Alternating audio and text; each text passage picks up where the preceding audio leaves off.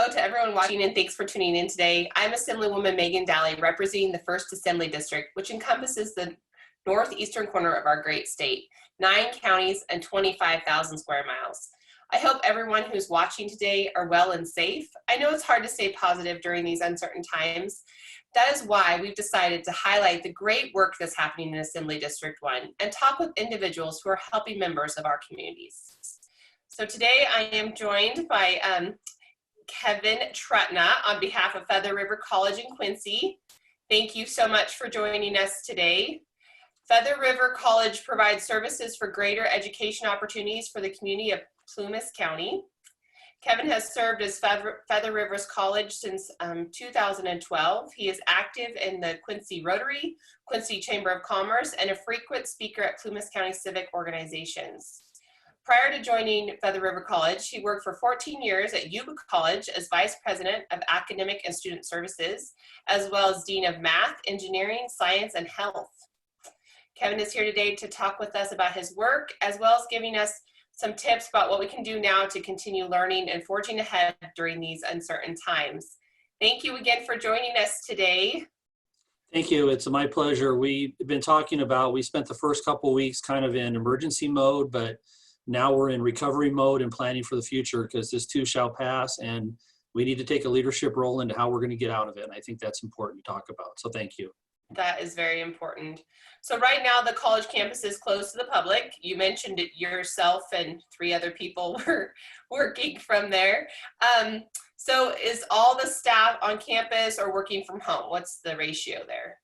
Well, there's only just a handful of people that come in. All of our instruction is online for the remainder of the spring semester and the summer semester. We made that decision already.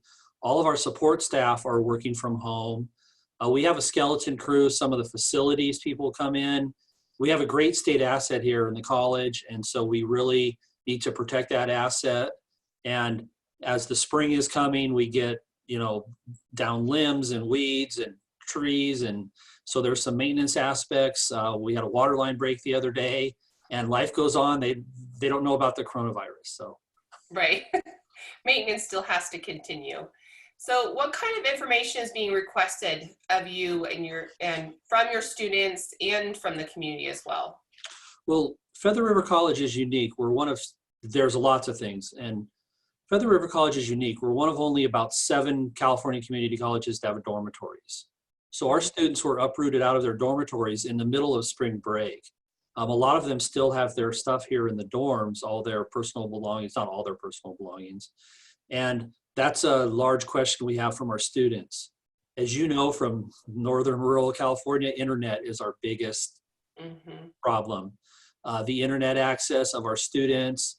I do see a few students driving in the parking lot, sitting in the parking lot and using the internet access. That's one thing we provide them. We're not chasing them away. And that's a big challenge right now. Our career technical education classes, we have a very large equine program and our ranch management program. So those, welding, for instance, nursing is another one, does not always lend itself to online. So those have been challenges. We've been getting a lot of calls and information about that. 3 other quick things I want to mention is our mental health support. We have a nice, very well-equipped mental health service on campus. He's busy. He sees about 400 appointments every semester. He's very busy. That's funding from the county, which is being, reduced like everything else. But as we went online, the mental health needs did not stop when the students went back home to their living room. So he's still having lots of appointments, lots of calendars, lots of group chats, lots of support going on. And the last 2 things that I want to mention is I see community colleges as having a leadership role in helping small businesses. Helping small businesses remain viable through this time and to get out of the recovery. What types of resources are there from the state and the feds? And then also, how can we help rebuild the community? And with that, my final one is Plumas County is noted for its tourism. It's one of our largest industries. Feather River College has an outdoor recreation leadership program. And this is only my personal opinion, not of the college, but in the next 5 to 10 years, I see family vacations as taking a completely different turn. The trips to Europe, the trips to large amusement parks, large cities, are going to be replaced with camping trips and hiking and mountain biking. And I really see that's an opportunity for our outdoor recreation leadership and for Plumas County in general. And I think the college can really lead some of those efforts. So those are the types of things that are on our front burner, if you will. Oh, those are great. So are students still able to apply for school right now? Yes, they are. Feather River College is the second smallest college in California. Sometimes we battle for the smallest, just depends upon enrollment for year to year. But with that, one of our strengths of pride is we have one of the largest graduation rates, highest graduation rate, highest retention rate, and highest transfer rates of any small college in California. And that's our reputation, if you will. Yes, students can still apply. What we're doing is we're doing a personal phone call. So if you apply, somebody will reach out to you. They will call you and help you walk through that process. We know it's daunting, and because of our uniqueness and our reputation, students usually just walk in and get help. They can't do that. So how can we make it a personal touch, personal attachment? We need that connection with the students. Our financial aid staff is really doing a great job. We have the California Promise, we have Pell Grants. They're really working with students. We realize, I can't remember the numbers today, but they expect the unemployment numbers to come out and some, horrific number, 14, 12%. And that's going to change a lot of people's colleges plans. And so Feather River College is here to help you navigate the financial aid. Your tax return last year will be different than it is this year, and we can help you with that. And then finally, students can apply, and our dormitories are actually starting to fill up. So if anybody's interested, get on the waiting list for the dormitory. That's one piece of advice I give to everybody. My own daughter included, who did not want to live at home. It's like, get on the waiting list early for the dormitories. Right, that's good. So academic counselors are available right now? Yes, they are. Yes, they are. We wrote a interesting article, and it was picked up by the national publication, the Community College Daily, and it was called An Insider's Look into Changing to Online Courses. And we interviewed 4 Feather River College faculty, what it was like to make that change, almost overnight, within a week, if nothing else. And what's interesting is we already have Canvas. Canvas is our learning management system. It's our shell that every course does. Instructors don't hand out syllabus, and they might put homework assignments on there. They put some grading. It's their way of communication instead of doing mass emails. But how do you turn that into a full online course with the Zoom meetings, with Zoom classes, et cetera? So we already had many classes that were online. They're still there working. We had the article published about our faculty. We're here to help. We have a staff that's dedicated to reaching out to the students. I would call it, we expanded our distance ed program into every area of the college, whereas there were fingers in parts of the college before. So we've really enhanced and expanded that. And the faculty and staff have done a great job jumping in.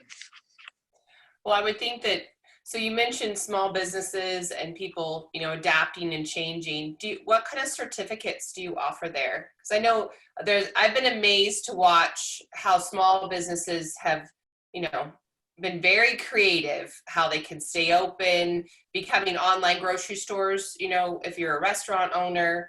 So are there any accounting classes? This might be a time right now that you could maybe take an extra course to enhance your business or just, your own skills.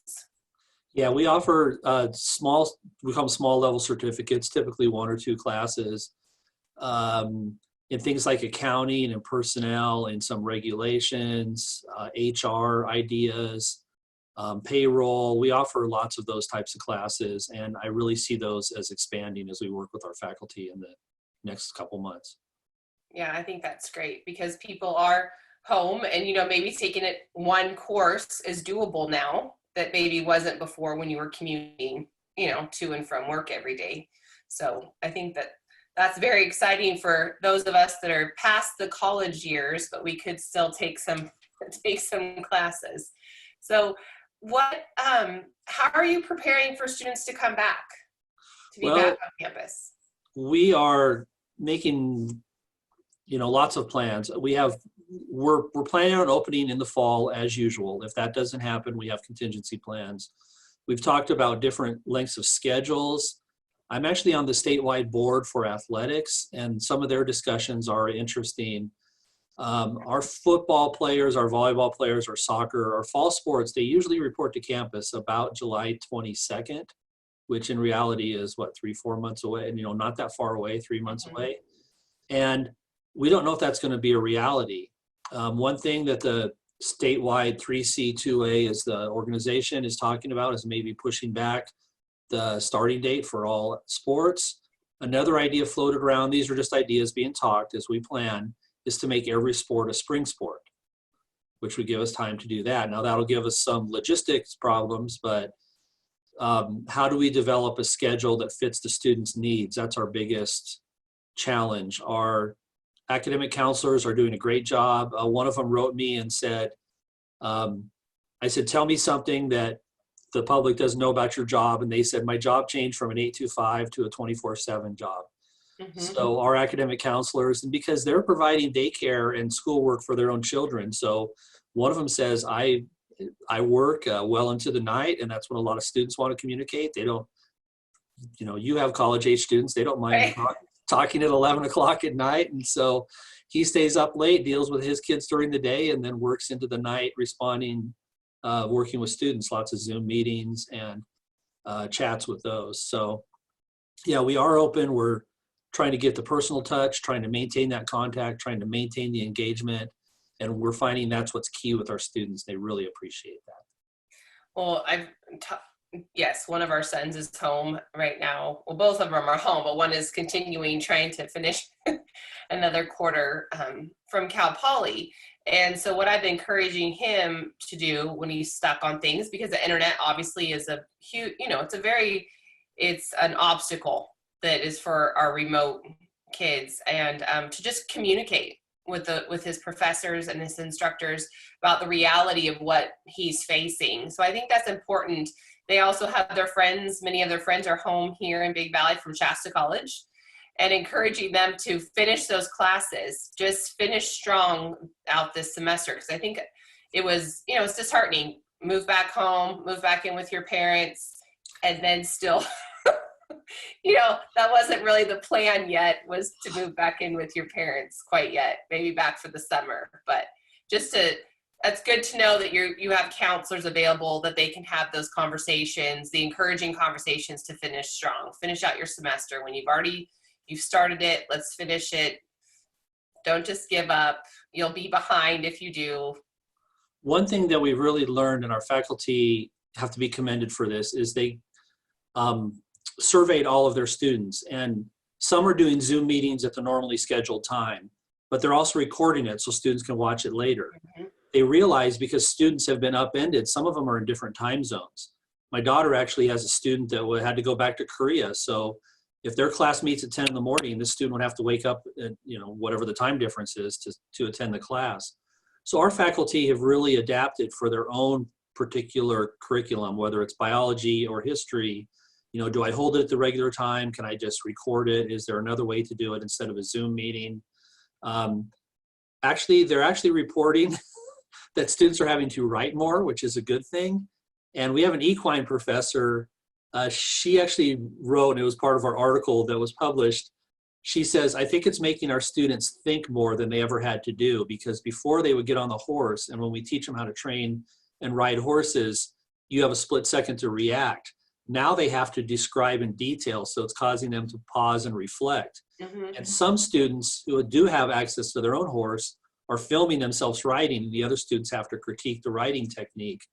And so the students who are riding are more thoughtful about what they do because they know they're going to be critiqued. So she says, I'm actually glad that, deeper level thinking is going on than if we were all in the arena together and you're trying to talk and your horse is getting restless and moving. And she says, she goes, I'm very impressed with the amount of learning that's going on. It's not perfect, but she's impressed with the amount of learning.